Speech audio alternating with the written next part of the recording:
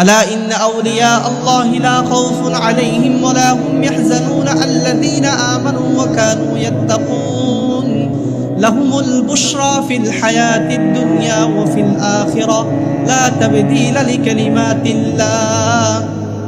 যেই গুনাহ ছেড়ে দিতে পারবে, তাকওয়ার ধনে যেই ধনী হতে পারবে, গুনাহ মুক্ত জীবন যে গড়তে পারবে, সে কার বন্ধু হয়ে যাবে?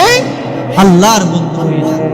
আল্লাহর বন্ধু যারা হবে তাদের জন্য আল্লাহ বললেন আলা ইন্না আউলিয়া আল্লাহ, যারা আল্লাহর বন্ধু হতে পারবে দুনিয়া এবং দুনিয়ার পরবর্তী জীবনে, লা খাউফুন আলাইহিম ওয়া লা হুম ইয়াহজানুন, চিন্তার কোনো কারণ নাই, ভয়ের কোনো কারণ নাই।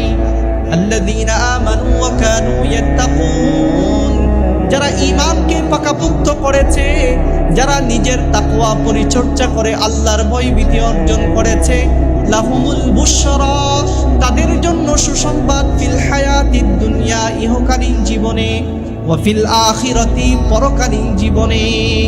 দুনিয়ার মধ্যেও তাদের জন্য সুসংবাদ, পরকালীন জীবনেও তাদের জন্য সুসংবাদ।